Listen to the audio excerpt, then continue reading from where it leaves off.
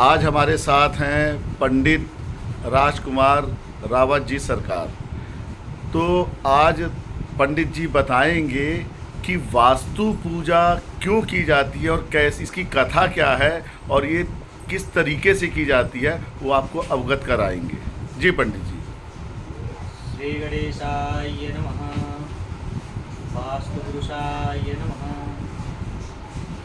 मैं आज आप सभी लोगों को बताना चाहता हूँ कि अपन कभी भी किसी भी ग्रह का, मंदिर का या भवन का निर्माण करते हैं तो जाने अनजाने में अपन से कई बार किसी जीव की हत्या हो जाती है।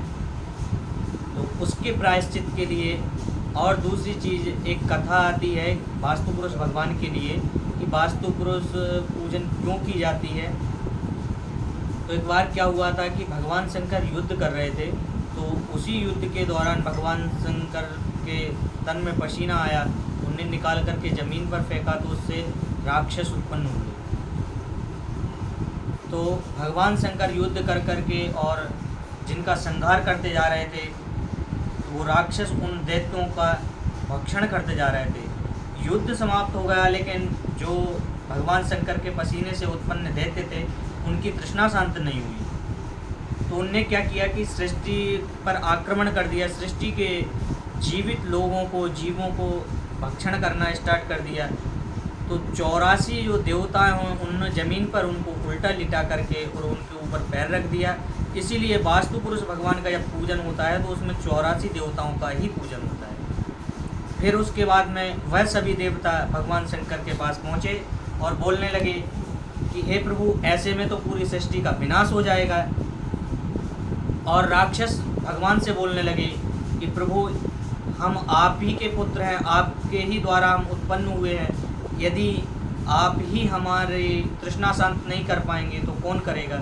तब भगवान शंकर ने बोला था कि जब कोई भी व्यक्ति किसी नए भवन का, मकान का या मंदिर का निर्माण करेगा तो उसमें वास्तु पुरुष पूजन करेगा, और वास्तु पुरुष पूजन करने से पहले वो बलि देगा। तो वास्तु पुरुष पीठ अपन जब निर्माण करते हैं उसके चारों तरफ अपन दीपक प्रज्वलित करते हैं। तो दीपक, दूध, दही, उड़द और दीपक बत्ती के माध्यम से बलि दी जाती है। वही बलि को वो भक्षण करके और अपनी तृष्णा को शांत करते हैं वह राक्षस, और उस भवन, मंदिर या ग्रह में जो भी निवास करते हैं उनको सुख, शांति, समृद्धि, पुत्र, धन धान्य आदि की प्राप्ति कराते हैं।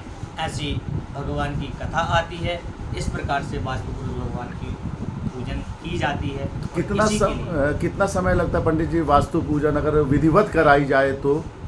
यदि किसी भी गृह प्रवेश का अपन गृह प्रवेश करते हैं, नया मकान बना है, भवन बना है, उसका यदि अपन गृह प्रवेश करते हैं तो वैसे तो इसमें 84,000 जाप भी होना चाहिए वास्तु पुरुष भगवान का, लेकिन व्यक्ति सक्षम नहीं है, 84,000 जाप नहीं करवा पा रहा है, तो फिर उसका ये विधान है कि सभी पीठ का निर्माण करके और बढ़िया विधिवत पूजन, हवन, आरती सब इत्यादि करके, क्षेत्रपाल बलि दे करके, 10 दिक्पाल बलि, पंचांग पीठ बलि, सभी भगवान की बलि दे करके पूजन करके, और उसमें भी एक सांकल्पित नांदी श्राद्ध होता है जो कि पितरों के लिए होता है।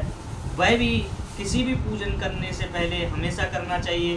पुण्यावाचन भी कराना चाहिए, और समथिंग उसमें 5 से 6 घंटे का ये पूजन होता है। यदि व्यक्ति सक्षम नहीं है 3 दिन, 5 दिन, 7 दिन का पूजन कराने के लिए, जाप कराने के लिए, तो वास्तु पुरुष भगवान का ये जो पूजन होता है 1 दिन का, वह व्यक्ति को विधिवत कराना चाहिए। उसमें 5 से 6 घंटे का समय लगता है। जी पंडित जी, बहुत ही अच्छा कथा बताई आपने और बहुत ही अच्छा विश्लेषण दिया। और जब भी कोई वास्तु या घर में प्रवेश करें, मंदिर, घर, जैसे पंडित जी ने बताया कि कुछ भी नए भवन में निर्माण में जाते हैं तो वहाँ सभी शक्तियों को आपको प्रसन्न करना होता है और वास्तु पूजन करानी पड़ती है, और वास्तु पूजन के बाद आपकी सुख, शांति और समृद्धि होती है। और कोई संदेश देना चाहेंगे पंडित जी? जी, के लिए आज बहुत ही पवित्र दिन है। आज श्रावण मास में आज भगवान शंकर का तो वैसे 1 महीने का पूरा चल ही रहा है, लेकिन आज प्रदोष भी है, तो भगवान शंकर का और विशेष दिन है। तो इसी उपलक्ष्य में आज सभी यजमानों के यहाँ रुद्राभिषेक और सत्यदेव भगवान व्रत कथा। आज चूँकि गुरुवार भी है तो ये सब आज संपन्न कराए जा रहे हैं, तो जी। इसी समय का चलिए। अभाव है, धन्यवाद इसलिए पंडित जी, सभी लोगों धन्यवाद। को राधे राधे। राधे राधे, धन्यवाद।